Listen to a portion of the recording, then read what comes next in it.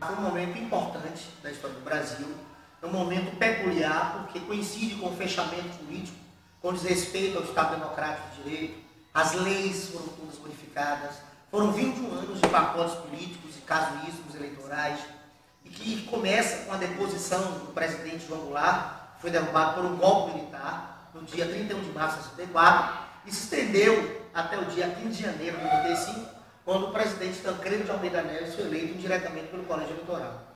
Tivemos nesse momento histórico 5 ditadores presidentes, generais do Exército. Primeiro, Humberto de Castelo Branco, que administrou de 64 até 67. Depois, o general Arthur da Costa Silva, da linha dura, de 67 até 69. Depois, o presidente Emílio Garrastazu Médici, de 1969 a 74. Depois, o general Ernesto Geisel, de 74 a 79. E, por fim, o general e ditador último, João Batista Figueiredo, de 79 a 85. Castelo Branco sai em 67, aprova a Constituição de 67, convoca o Congresso Nacional, indica o sucessor, ele termina morrendo no Zaxamião. Arthur da Costa Silva, ele já é o general de linha mais dura, mais conservadora. Inclusive, em 1965, Humberto de Castelo Branco esteve em Alagoinhas. O prefeito era Murilo Cavalcante, e o governador da Bahia era Lomanto Júnior, que fizeram o curso do ministro, depois tiveram que se aliar, né? alinhar e subordinar-se à ditadura militar, porque senão seriam presos, poderiam ser torturados, ter seus direitos políticos cassados. Estiveram aqui em Alagoinhas, Lomanto Júnior, então governador da Bahia, Murilo Cavalcante e o primeiro ditador, Castelo Branco, para saber por que Alagoinhas tinha tantos comunistas. Alagoinhas foi uma cidade com o maior número de filiados ao Partido Comunista do Brasil. Arthur da Costa Silva, ele lança o AI-5, essa é uma marca de Costa Silva, a repressão aumenta, ele entre 67 até 69, diante da resistência dos estudantes, o movimento estudantil foi para as ruas, o movimento operário sindical foi para as ruas, embora a lei de greve de 64 proibisse a greve.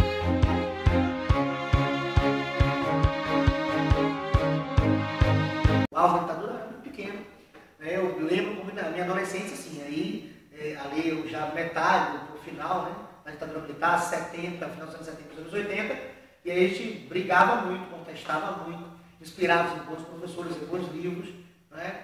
Tem um livro que é o Capital, que a gente lia na casa dos amigos para discutir o Manifesto Comunista, né? Via a figura de Lula sendo presa, de Chico Mendes lutando pelos direitos humanos, pela preservação da Amazônia, contestando também a ditadura militar, né? Eu lembro de artistas que saíram, eu lembro disso com muita clareza. Eu lembro dos festivais de música que existiam no Brasil, mas era difícil, você não poderia fazer crítica à ditadura militar porque era censurado, né? Eu lembro muito dos jornais, as fotos, alguns amigos de meu pai que também desapareceram, né? Seu Afonso desapareceu, acredito que até hoje a família não sabe qual o fim de seu Afonso.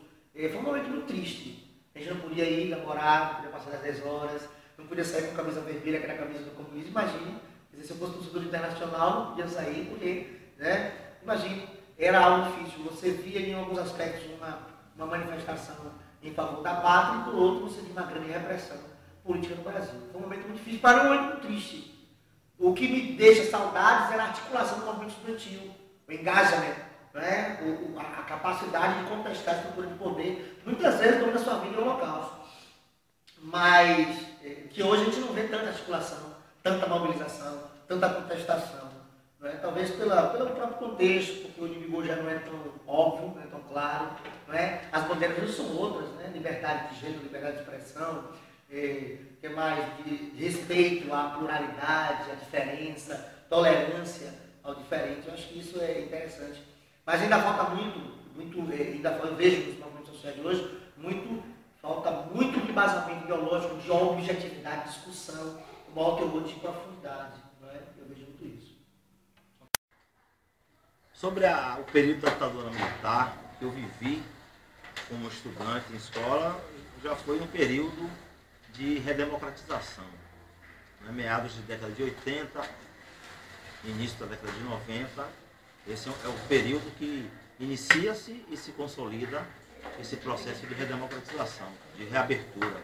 O Brasil voltou a ser um país, uma república constitucional e democrática.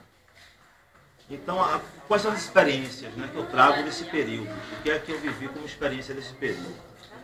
Em relação à escola, até início da década de 80, porque até 79 eu estava ainda saindo do primário e indo para o ginásio, eu via muito pouca coisa. Como toda criança desse período não estava muito atento às relações que existiam entre professores, alunos, né? O que era proibido, o que não era, porque existia já todo um aparato da mídia, né, da televisão, através de programas infantis, que de certa forma influenciava no nosso pensamento, né? Educava a gente. Então, assim, a gente não tinha uma visão crítica da situação política do país. Para a gente, que era criança, né, que estava iniciando a adolescência, era tudo comum, era tudo normal.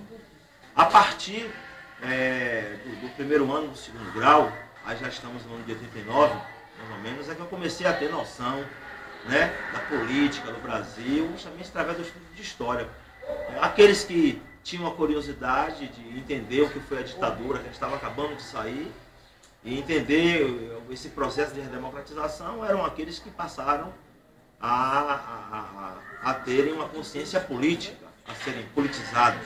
Eram muito poucos, principalmente em Salvador, né? Os filhos da elite sempre estavam antenados com a situação política, mas nós que éramos de classe média baixa, era muito complicado. Então, o que é que eu tenho desse período? Eu sei que até início da década de 90 existiam alguns temores ainda em relação ao retorno da ditadura militar, ou aqueles que eram militantes que podiam ser perseguidos ainda. Eu tenho uma experiência pessoal. Durante o meu terceiro ano de magistério, né, então estou no início aí da década de 90, tinha um colega de classe que tinha sido funcionário da DOI-CODE. Então, DOI-CODE, em termos de redemocratização, não existia mais. Mas ainda existia a instituição, né? A segurança nacional, o que se construiu na segurança nacional, foram instituições fortes. O DOI-CODE é um exemplo disso, né? Que perseguia, que interrogava, né? Que espancava os considerados subversivos, enfim. Os crimes da ditadura são também históricos. Mas, então, nesse período eu não tenho mais ação direta do DOI-CODE. Então, esse meu colega ainda era das forças militares, se não falha a memória, era da Marinha, e ainda estava ligado a essa instituição que não funcionava mais como, de fato, o DOI-CODE. Eu lembro que, na época, eu era muito influenciado pela vida de Che Guevara, né, no contexto da Revolução cubana. As ideias marxistas nos eram oferecidas de uma forma muito concisa, né? A precisão do marxismo, a influência de Paulo Freire, dentre outros autores, até mesmo professores nossos. Então a gente tinha realmente uma tendência a começar a falar do marxismo, a explorar as ideias marxistas, falar do capital, enfim, falar de Marx em sala de aula. Era como se fosse um tipo de moda. Tem até uma música do Legião Urbana, que o Renato Russo diz assim: estou cansado de ouvir falar em Freud, Engels, e fala outros autores, né, sentados em mesa de bar e tal. Então era modismo dos jovens da época, que eram intelectuais, estar atenado nas obras e nas teorias desses autores. De Marx era um tipo de Cristo, né, assim, para muitos. E eu era muito ligado nisso, falava sempre, saía para a escola com a camisa vermelha, com a estrela, né, do comunismo, com o broche de Che Guevara, boinas e tal. E eu me lembro que esse colega uma vez me deu um livro de presente, Lamarca, o Capitão da Guerrilha. E Lamarca foi um dos ícones da luta armada no Brasil e morreu no contexto da repressão. E o livro tem um teor de realidade, porque explicita as torturas que não só Lamarca, como outros militantes, né, da oposição sofreram. E ele me deu o livro como uma forma de advertência, dizendo: isso pode voltar, filho. Então leia aí, velho, leia aí, veja. Ele não me deu para fortalecer a minha consciência, para fortalecer o meu ponto de vista. Ele me deu o livro para me advertir que aquilo poderia retornar. Talvez que a leitura desse livro me desse medo, né? Me desse receio de estar agindo daquela forma. E foi muito interessante essa experiência. Graças a Deus que a ditadura não voltou. o processo de redemocratização ele se consolidou. O Brasil, apesar de um certo grau de corrupção, de obscuridade, né? Muita obscuridade no nosso governo, mas o Brasil é um país democrático. E é essa a experiência que eu tenho em relação ao que a gente vê hoje com o processo de redemocratização. Eu tenho novos programas, eu tenho novas ideias, literaturas que eram proibidas passaram a ser aceitas, né? A censura, ela de fato acabou, mas ainda existe uma censura, ainda existe um tipo de ditadura que eu considero uma ditadura econômica, ok? E eu acho que essa é a minha experiência em relação a isso.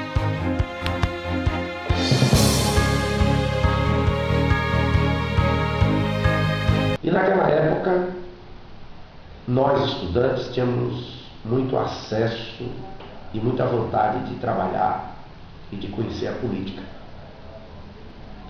No início nós tínhamos os grêmios estudantis, que eram entidades livres, onde os estudantes se organizavam para buscar conquistar suas demandas, para melhorar principalmente qualidade de ensino, para discutir as questões do universo, do ambiente escolar. Portanto, a gente tinha uma vida muito rica de participação de teatro, noções de cinema. Nós tínhamos também muita prática esportiva. Eu era muito novo para poder sentir as mudanças, a perda de espaços importantes de liberdade de expressão, liberdade de opinião, liberdade de organização. E aí os antigos grêmios estudantis foram transformados em centros cívicos. Existia uma matéria chamada OSPB, me lembro como hoje, Organização Social e Política Brasileira. E existia o centro cívico, onde tinha a presença de um professor orientador. Por que isso? A matéria Organização Social e Política Brasileira seria uma matéria importantíssima para poder ensinar a política para os nossos jovens. Mas ela era utilizada para poder enaltecer os valores da ditadura militar. Então, em todo o país, em todos os colégios, esta matéria cuidava de criar um jeito de ensinar educação moral e cívica. A OSPB, que é a Organização Social e Política Brasileira, de maneira que a juventude reconhecesse como algo bom a ditadura brasileira.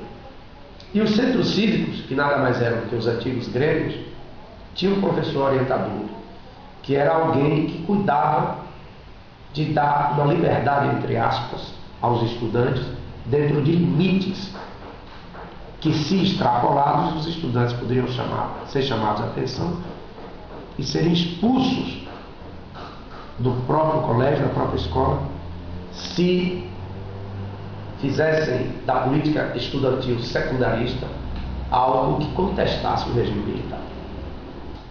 Depois de 1968, com o ato institucional número 5, o AI-5, que foi conhecido assim em 68, a ditadura militar ficou mais dura. Porque de 64 até 68 ainda tinha alguma liberdade preservada. E depois do fechamento do Congresso Nacional com o AI-5, o ato institucional número 5, o processo de aprofundamento da retirada de direitos civis, do regime de exceção,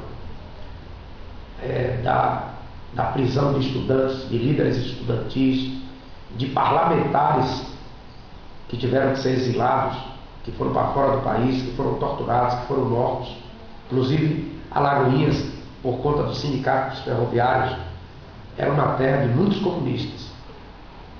E muita gente de Alagoinhas,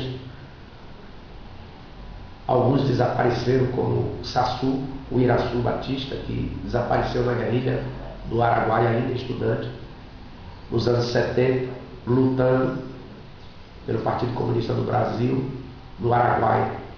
Eu me lembro que em 1975, o movimento estudantil da Universidade Brasileira, ou das universidades brasileiras, estava morto. E existia uma figura, um fantasma do jubilamento. O que era jubilamento? Se você passasse tantos anos e não concluísse seu curso, você era expulso da universidade. Um absurdo.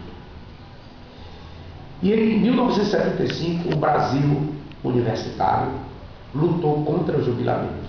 E aí o movimento estudantil voltou exatamente quando eu estava ingressando na Universidade Federal da Bahia para fazer um curso de engenharia agronômica. E aí a luta prosseguiu, e eu vi a luta estudantil de 1975 a 1979, quando eu me formei. Participei de várias greves, fui testemunha da invasão pelo Exército Brasileiro da Escola de Agronomia da Universidade Federal da Bahia, Cruz das Almas. Momento de muita tensão. A Universidade Federal da Bahia em Salvador também foi invadida pelos militares. Foi um período muito triste, onde várias cabeças importantes na política, na intelectualidade, nas ciências, na tecnologia, saíram desse país, porque aqui não se tinha liberdade para contestar os militares que ficaram implantando. Mas o período mais importante foi de 1964 a 1985, que foi um período de 21 anos da ditadura militar, onde a gente viu nossas liberdades praticamente desaparecerem. Mas foi nesses anos que a resistência, em alguns momentos silenciosa, se deu, onde os jovens tinham acesso. Ele não tinha acesso a essa tecnologia que nós temos hoje, essa que você está usando para gravar, mas ele tinha acesso a jornais alternativos, a uma imprensa de esquerda alternativa, que contava a verdade que não estava estampada nos órgãos oficiais da imprensa.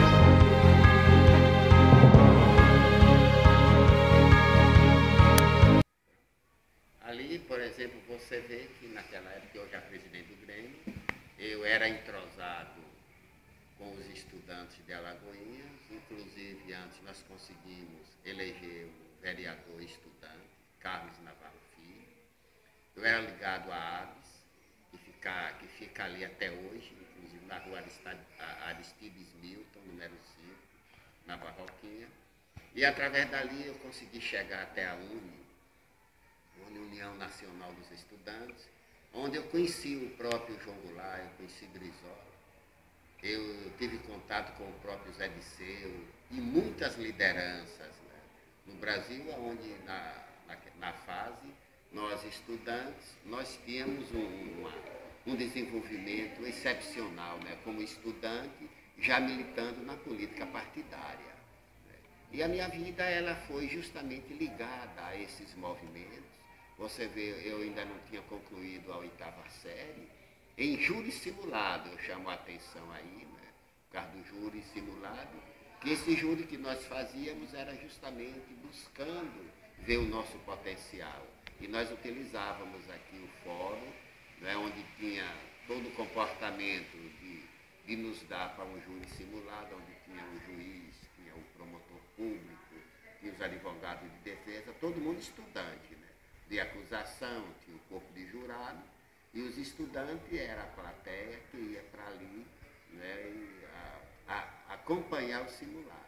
E eu me lembro muito bem que na primeira vez eu defendi Martinho Lutero, por causa da Inquisição, e em seguida eu tive a coragem, né, a habilidade de defender Adolfo Hitler, né, e eu perdi de 4-3. Eu fiz uma atuação, por exemplo, muito boa, e que depois os meus próprios colegas voltaram a dizer que não votou para mim a favor, pela minha atuação, pela defesa que eu fiz baseado na psicologia e dentro da sociologia, a própria infância de Hitler, os seus pais, né, a origem de seus pais, que naquela época, né, que Hitler viveu, predominava o capitalismo judaico, e na Áustria, né, onde ele nasceu, os pais dele, os pais de Hitler, eles trabalhavam em empresas ligadas aos judeus. E Hitler ali começou um processo, não é, de raiva, ele ainda criança, de raiva, de pavor. E vamos agora analisar rápido onde Hitler chegou, né, na Segunda Guerra Mundial. Tudo provocado pela sua infância, porque ali na Áustria, no país que ele nasceu, morava com seus pais, predominava o capitalismo judaico. Então nós fazíamos tudo isso justamente buscando um desenvolvimento intelectual. Né? Nós crescíamos dentro da política estudantil, mas com a tendência muito forte para a política partidária. Foi daí então que o golpe militar veio justamente tirando toda essa condição de vida, toda essa condição de desenvolvimento do jovem brasileiro. E que dali, através dessas grandes lideranças, até 1968, quando veio o AI-5, né, que realmente decretou um momento difícil na vida do povo brasileiro, e ali começou um fracasso total, onde a própria matemática ela mudou, né, o seu conteúdo, o seu programa, né, foi mudando tudo, e de repente, na minha concepção de ver hoje, mudou a vida dessa juventude brasileira, mudou a vida do jovem do país, né, mudou a vida de todo o povo, porque a política hoje, ela não é mais concretizada, ela não é mais feita através de grandes lideranças, como eu citei aí, João Goulart, Brizola, o próprio Jânio Quadros, Juscelino Kubitschek, que de fato eram líderes populares. Né? Hoje esses líderes, que eu não considero liderança, eu vejo todos eles capitalistas, né? Ou eles têm dinheiro para fazer política, ou então não se descobre as grandes lideranças, que é uma das razões das corrupções que existe hoje no país, porque quando se gasta um dinheiro para se fazer política, depois eles querem o retorno. E de onde vem esse retorno? Vem justamente dos impostos que o povo paga, tudo, coisas que não acontecia isso antes do golpe militar de 1964, que ainda chegou mais ou menos, né, até 1970, uma década, né, que eu achei que foi uma década de ouro. Né, nós vamos analisar o próprio futebol, com o Rei Pelé, né, os cantores, como eu já citei aqui, Chico Buarque, Caetano Veloso, Gilberto Gil, tudo isso fez parte, eles fizeram parte, né, do desenvolvimento do país. Então o golpe militar, justamente, ele veio e hoje é o ponto, justamente, hoje, de destruir a própria família, que nós vamos analisar aqui após um certo tempo entre o golpe militar em 1970, nós viemos o Brasil abrindo boates, onde o jovem, depois dos 18 anos, ele podia ainda ir para um clube social, tudo, mas antes dessa idade não.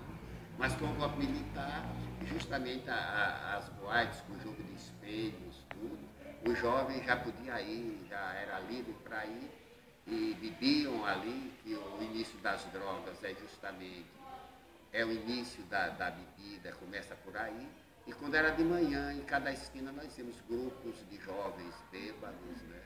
E hoje nós estamos vendo aí as drogas imperando, tomando conta. Isso está dentro das escolas, dentro dos clubes sociais, em qualquer setor da vida. Hoje que nós frequentamos, a gente vê o pessoal se lamentando desse mundo da violência, das drogas no Brasil, que vem tudo disso de 1964, que é automaticamente a destruição da família. Né? Porque a partir dali também foram esquemas montados, com muito cuidado deles, com muita habilidade, eu posso dizer assim, né, na destruição da própria família. Então hoje nós estamos vendo aí a educação, se não houver um aconchego através do planejamento familiar, controle de natalidade, o Brasil vai ser isso, o Brasil não vai se desenvolver, porque não adianta ter tanto dinheiro hoje, mas onde não tem uma sociedade sólida, com uma sociedade, né, mais ou menos uniforme, um país desse não pode crescer. É por isso que hoje aqui a minha luta com a educação, ela é muito forte, porque se nós não cuidarmos dessa educação, se o governo não cuidar disso com força, com fé, porque existem muitos projetos para isso, mas a execução até aqui não tem nenhum projeto que diga assim, isso está funcionando. Então o Brasil, para mim, esse país bonito, esse país rico, esse país alegre, vai pagar muito caro, né, se esses governos não cuidarem de fato da educação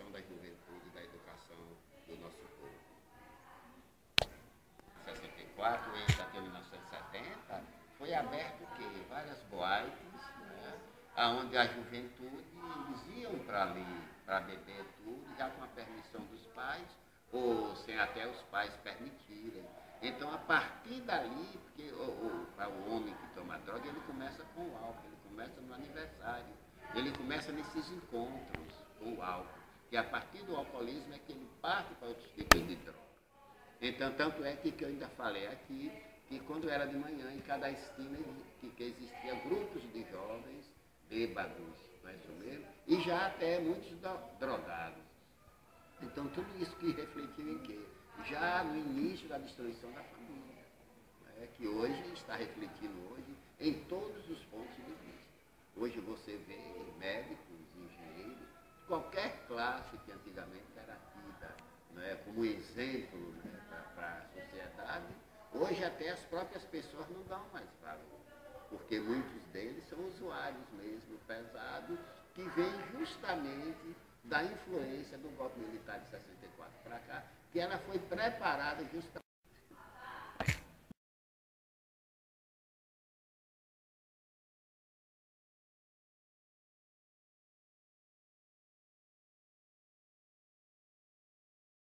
Esse envolvimento mesmo, porque no momento exato que o jovem brasileiro, ele se criou, ele foi criado com a educação sem rumo, uma educação sem objetivo, então essas coisas eu não estou condenando, entendeu?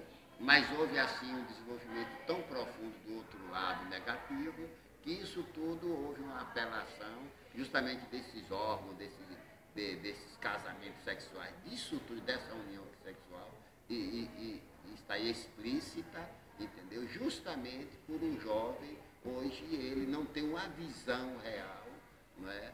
do que significa um processo desse tipo.